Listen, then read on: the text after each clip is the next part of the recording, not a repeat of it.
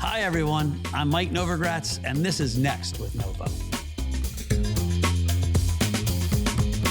We're here next with Novo with Robert Rooks. Hey. He is the CEO of the Reform Alliance, or executive director. Executive director, CEO, kind of the same thing. Reform Alliance is one of the, I think, most promising groups in the criminal justice reform space, primarily focused on probation and parole, but bigger aspirations. Give us a little bit about you. You're born and raised? Born in New York, Long Island, New York. Father was a minister, mother nurse. We moved to Dallas, Texas when I was 5, and I spent most of my time growing up in Dallas.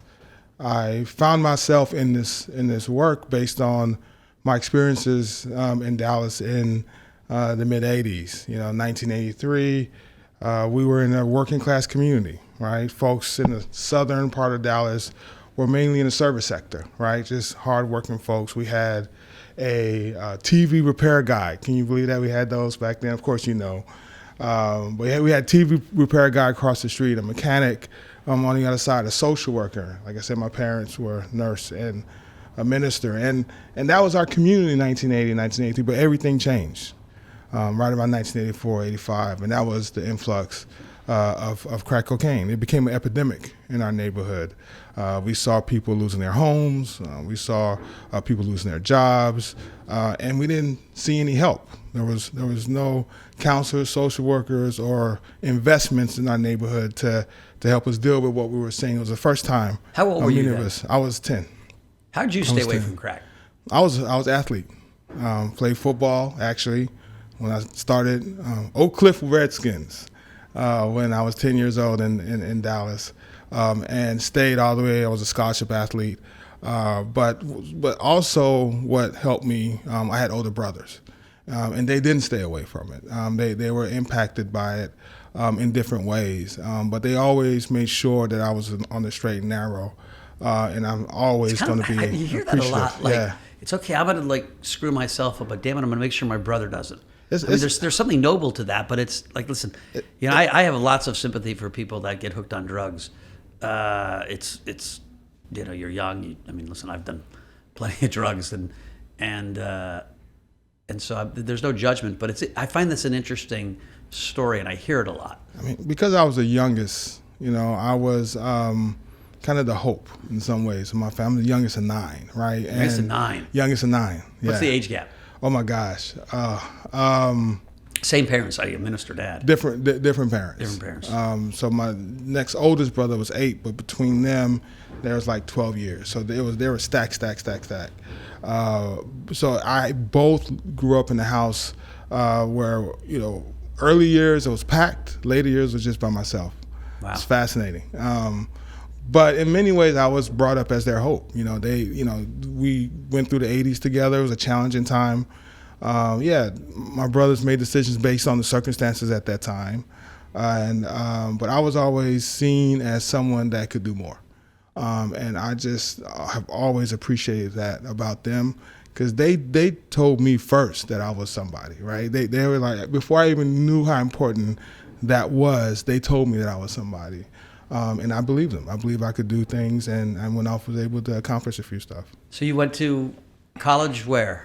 In Texas? Yeah, I first went to Southeast Oklahoma as a scholarship athlete. Quickly realized that wasn't for me. I started to kind of shift my priorities a little bit. I was into social justice. I went and then... So early on you wanted to be in social justice? Yeah, no, I did, because in the 90s, I talked about the 80s, in the 90s what started to happen, I started to lose friends. Friends to violence, my best friend in the entire world, the guy that encouraged me to go talk to girls, taught me how to crease my pants, I got that phone call and he was taken away from us. It was at his funeral that I committed myself that I was going to do something, about society, about our community, to make sure my kids... You were 18, 17? I was 19. I was 19 when that happened, and it changed everything. That's amazing. So it was that commitment that pushed me to want to get involved in social justice. Went to Prairie A&M University in Houston, Texas, HBCU. Loved it. best experience of my life. Then went on to graduate school in Connecticut. And your first job in social justice was where? It was at a place called Upper Albany Neighborhood Collaborative in Hartford, Connecticut. I was a community organizer. I was given a list of names on a sheet of paper and addresses, and I was told to go talk to these people. So I was knocking on doors. Explain, this sounds dumb because you've grown up in that world. Yeah. But I'm guessing most of the people on my podcast don't even know what a community organizer does. Yeah. We don't hear about community organizers. No, you don't. What does a community organizer do? You don't hear about it, but the most famous community organizer, was Barack Obama. And I was so happy when he was talking about his early years as an organizer and how it shaped him. So I think you're right. That's the first time people ever even heard that as a field. So basically, I was given the charge to identify issues in the community for people to work on, to address, to solve. But it's not so easy, right? You have to talk to people, find out what those issues are, and then you have to convince them it's in their best interest to get with other people, because you don't make things happen as an individual, right? You make things happen when you're part of a collective. So then there's trust you have to build, both trust between you and them, and then trust with each other. And then you have to be on the same plan on how you're going to make change happen, and then you execute. And so early on, I was 22, 23, knocking on doors, talking to people. My first major campaign, had to do with sewage in people's basement in Upper Albany. So every time it rained, sewage would run through people's basement, and it was horrible. So we organized a massive meeting and bus tour, and was able to get on the ballot resources to change the sewage system up Albany. In Hartford. So not to get off track, but I saw a special on TV. My son's doing a dot. It's shocking how prevalent the problem of shit in people's yards or houses, or if it's pig shit in the waste farms down in North Carolina, or if it's just poor sewage systems in places that are low for sea level.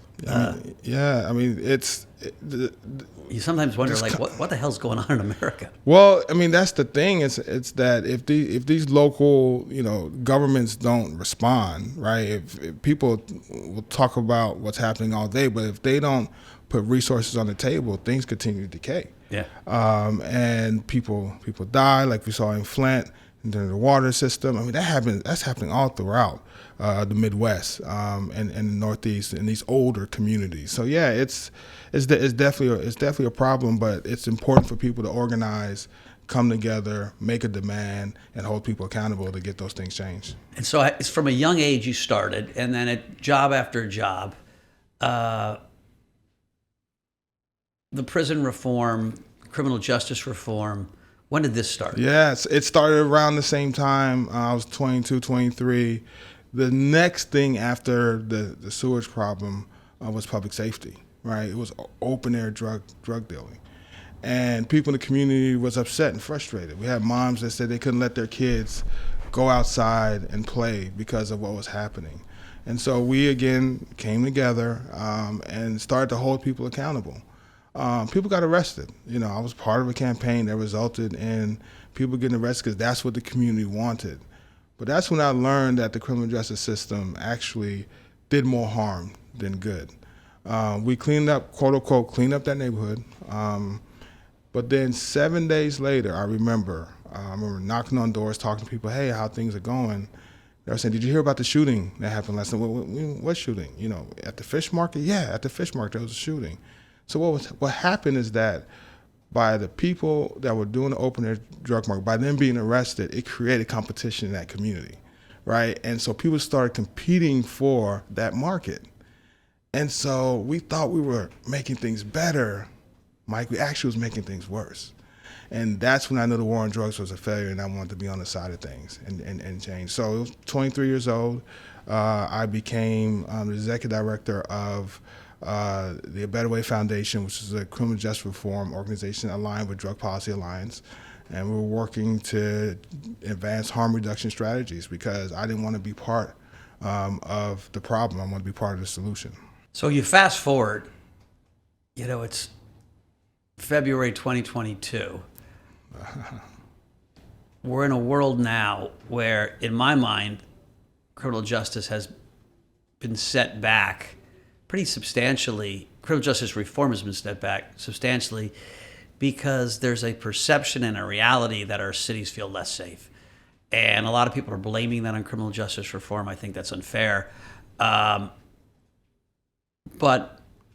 it's funny because it resonates. Your first instinct was, we got to make people feel safe before we can make reform, and then we need to make smart reforms. And so talk a little bit about how you're helping kind of steer the ship at both the Reform Alliance, but also, you've got a big presence in the whole space.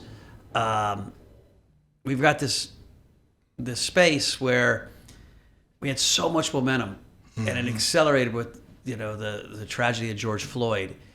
And I think that the bulk of Americans saw George Floyd and said, this guy just got murdered in front of us. This can't be. And the willingness to believe that we had a race problem in America, that we had a criminal justice problem in America, was wide open.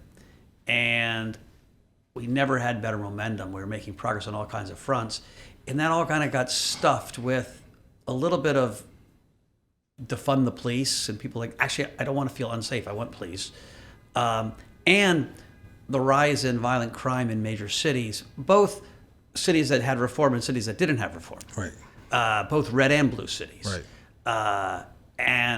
But it puts the space in a pretty weird position now. And so how are you trying to think about that? So this conversation, Mike, isn't new to many of us that's been doing the work for a while. I think it's new for folks that have come in, like you said, since Floyd.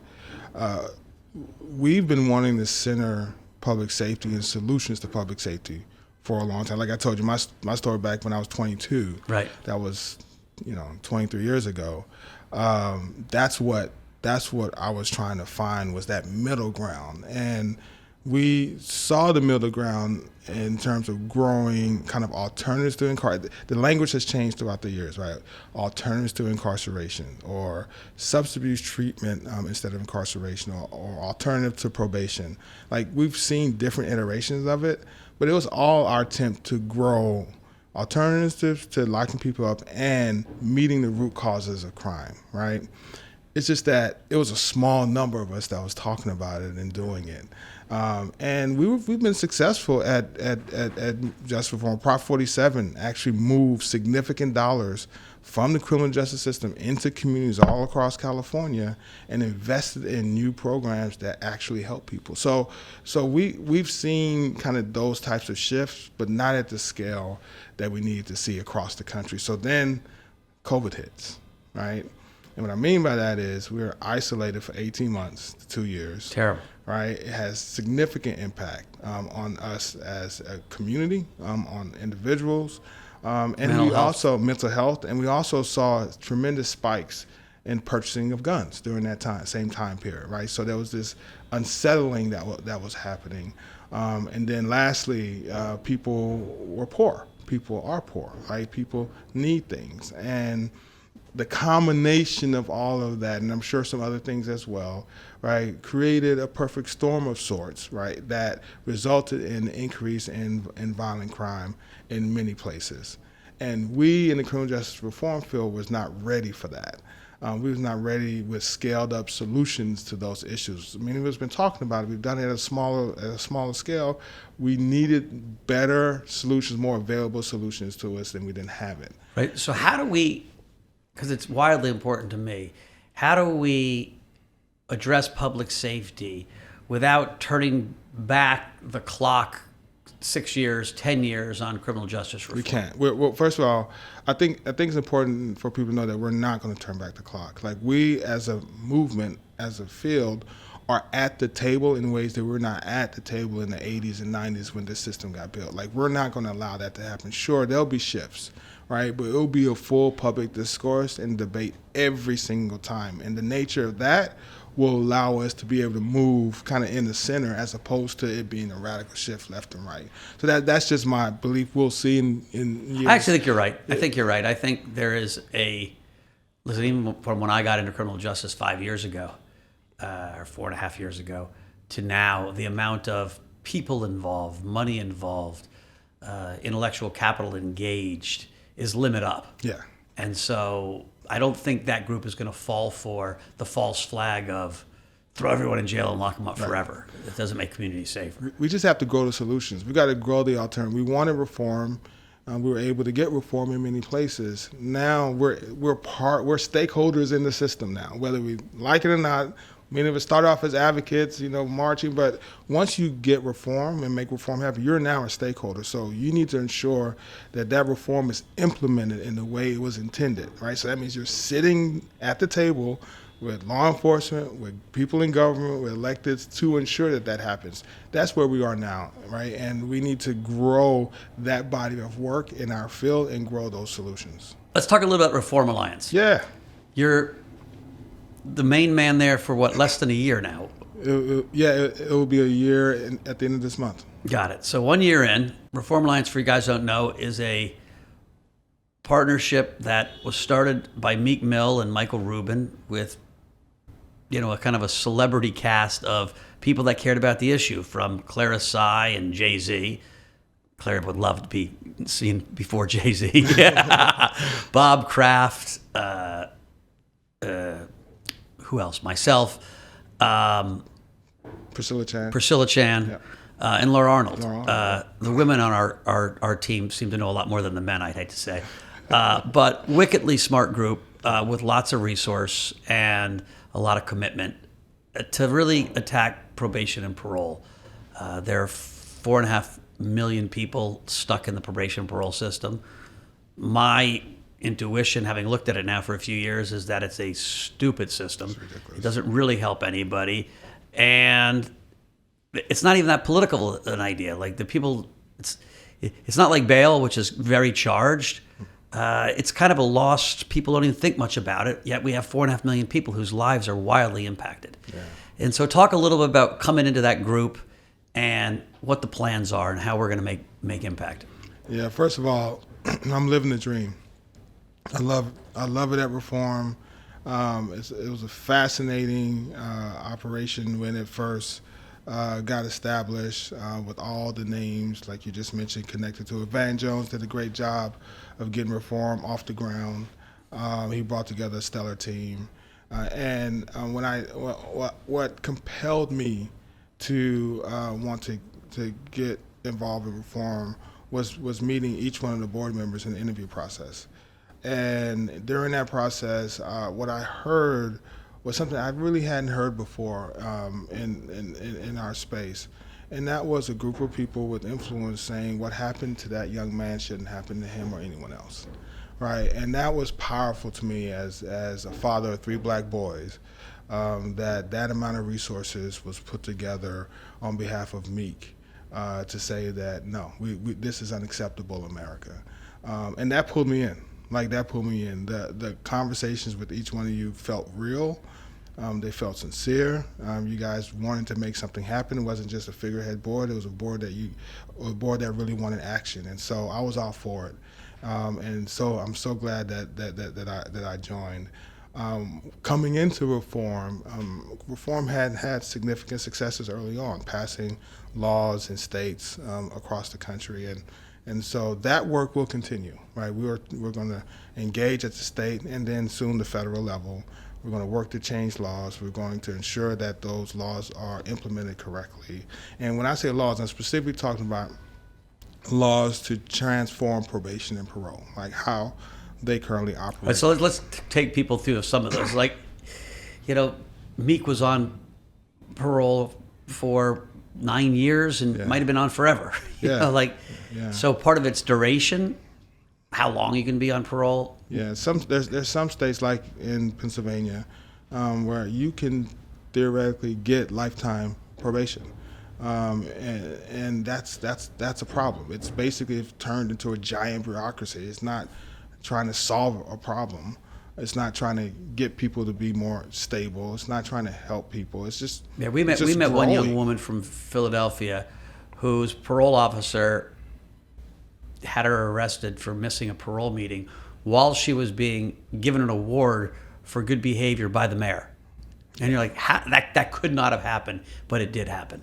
And so the system is so bureaucratic It literally feels like it's a group of people putting marbles in front of guys that are barely surviving anyway and hoping they trip and then throwing them back in jail. But here's what we've also learned. Just like we have states like Pennsylvania, we also have states like Massachusetts and California, which is really on the other end of the continuum.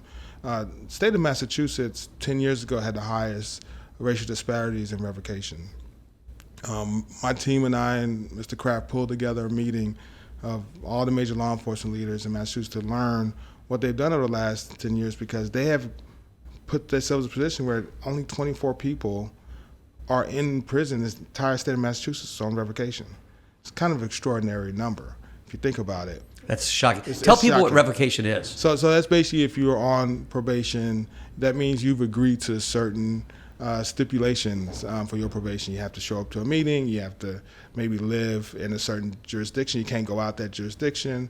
Maybe have to pay fines. There's certain stipulations you have to provide. You get a parole officer who sets rules for you. Exactly. And if you break the rules, you go back to jail. You go back. Some of the rules are silly. If you get a speeding ticket or a parking ticket, you can go back to jail. I talked to one guy who said the PO said he can't live with his mom because she has a dog. I said, was it pit bull? He said, no, it was a puppy. Yeah. But the PO just didn't want him to. And so some seem absurd. Some probably have some logic to them. Yeah, I mean, most don't have logic to them. That's the problem. Like, it should be tied to whatever the offense was, right? But they're not. They have these blanket stipulations, these rules. And then you have to live your life the best way you can. Basically, you need a community, you need a family that's going to subsidize you when you're on probation and parole. It's not just you being on probation.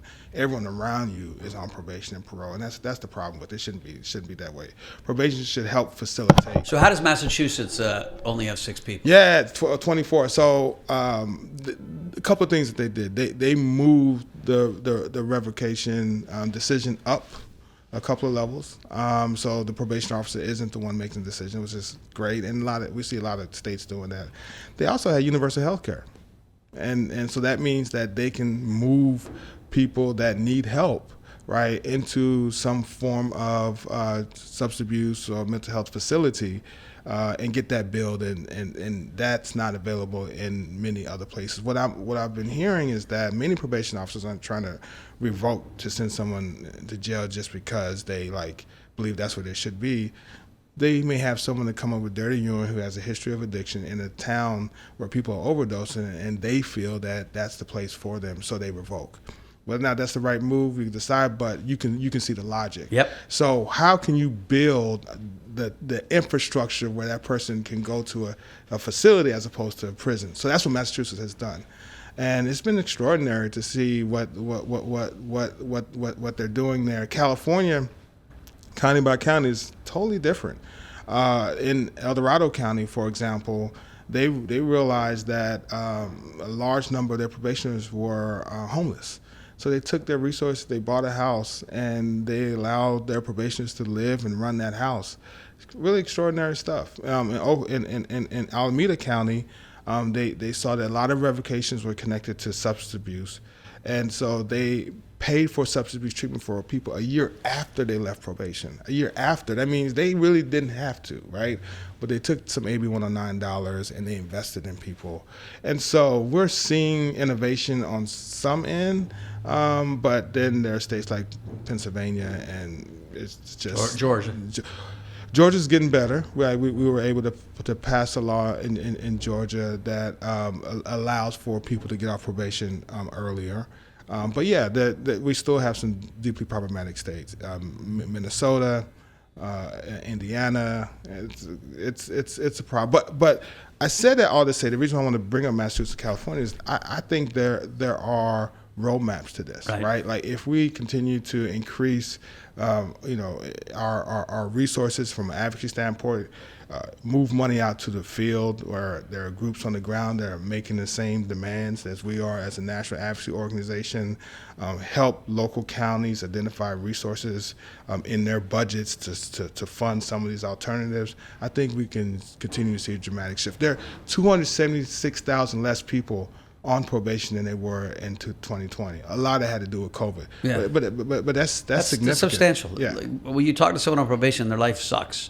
Yeah. And they feel liberated the moment they're off. 100%. And as you said, it's their whole family. So I want to put some numbers to the audience together, just so you get a sense of the scope of our criminal justice system, right? Oh, yeah. Every year, we have between 10 and 11 million people that enter jail. 10 and 11 million people. At any one night, there's about 500,000 people waiting for bail in jail. Jail is 1 year and under, and there's about 1.8 million people in prison. So you got 2.3, 2.4 million people incarcerated every single day. But that's a revolving door that people average 49 days for 50 days in jail. And so you've got this machine. And so Robert has been doing his whole life. I've 5 years trying to figure out how to try to help the system a lot. What I've come to the conclusion with is the criminal justice reform movement needs to be clearer about the solutions. Yes. Right? We've all, I think, proven to the American people that it's a broken system, it's a stupid system, it's an inhumane system, it's a racially prejudiced system.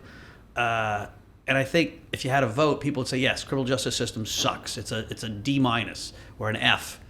But the alternatives, and I think you've hit on a few within the space, but I just want people to understand the magnitude of the numbers of human bodies that are moving through, and the money that's made, and you've got prison guards and prison guard unions, police unions, and so it's a huge part of the economy, which also makes it harder to change. That wasn't even a question. That was just me waxing. No, I loved it. Because it's right on. It's a big problem. It drives me insane. You've given us a little bit of optimism. Given me a little bit more optimism on the movement itself, right? Yeah. We're in this stalled space. As you said, we now have a position at the table at least. Biden has been mediocre at best, I'd say, on criminal justice reform. It's not his thing. Kamala has been quiet. I would have hoped it would have been her thing.